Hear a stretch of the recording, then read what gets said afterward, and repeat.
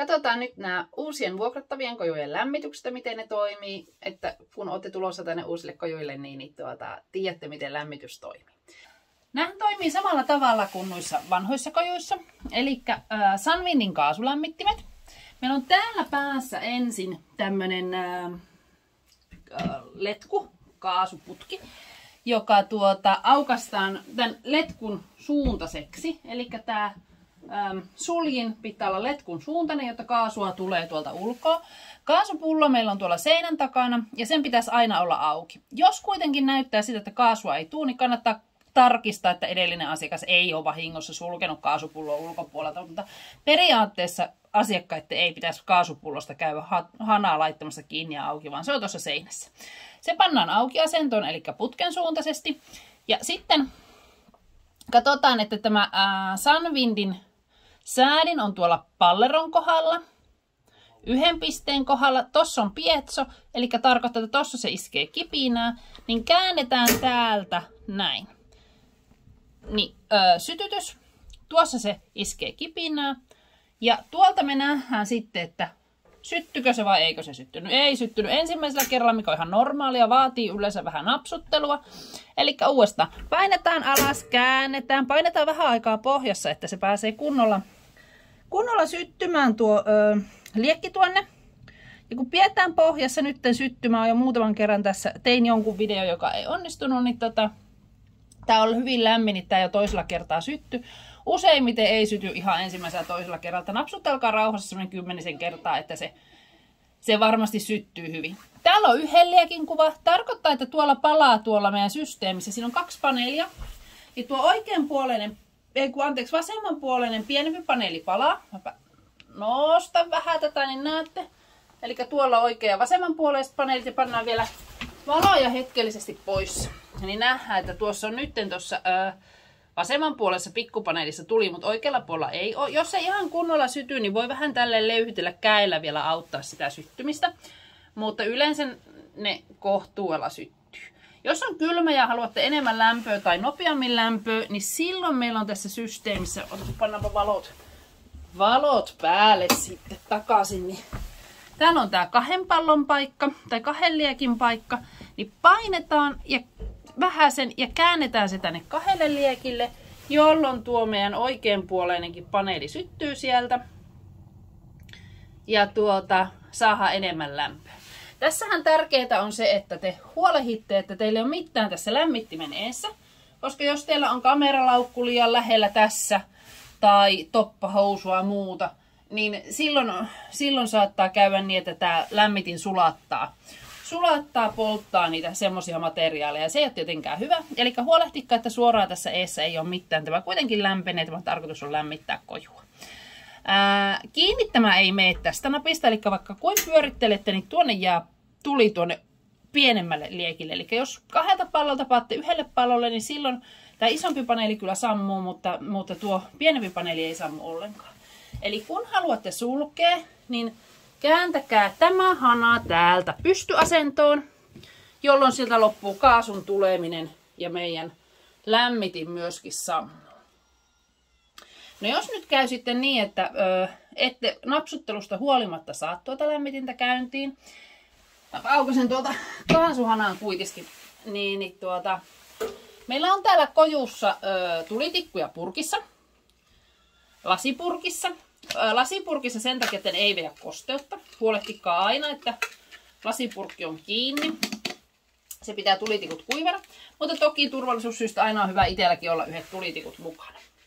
Ja sitten jos rupeaa näyttää tosiaan, että oletat, että kaasua on, mutta lämmitin ei käynnisty, niin ottakaa tulitikku, sytyttäkää se. Noin.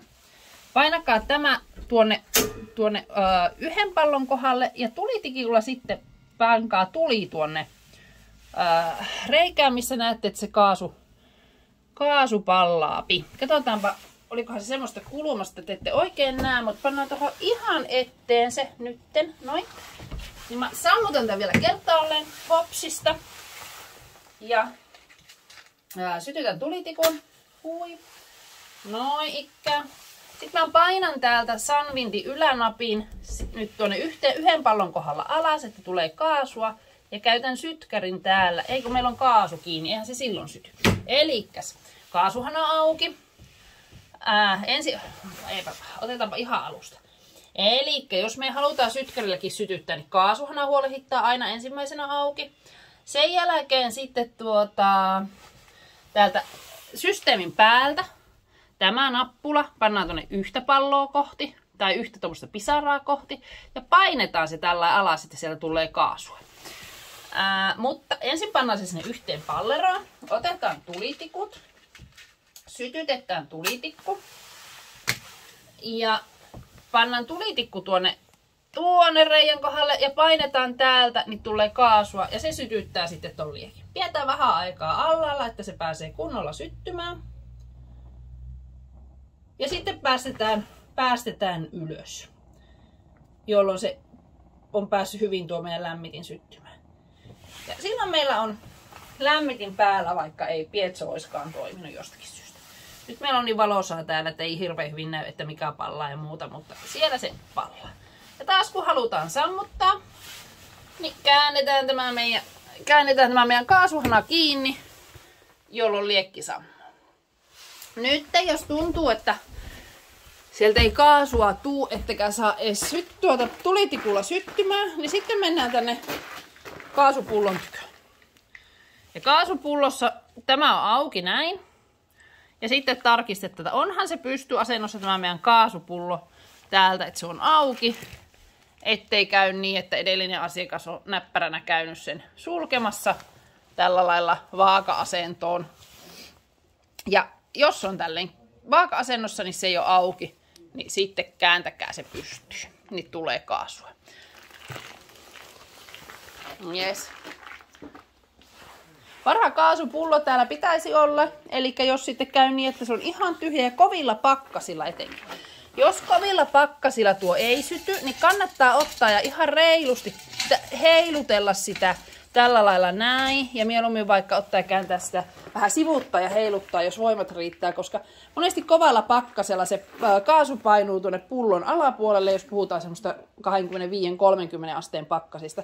Ja se saattaa sitten vaikuttaa siihen, että se ei niin hyvin syty tuo lämmitinkään, koska se ei ole saanut sitä kaasua tuolta pullosta. Et silloin kannattaa vähän heiluttaa kaasupulloa, jolloin se menee sekaisin ja sitten se syttyy taas paremmin. Meillä löytyy myös dieselhiitterit täältä. Ja dieselhiitteri on hyvin yksinkertainen. Meillä tuosta on-off-napista vaan painetaan ja tänne tulee on.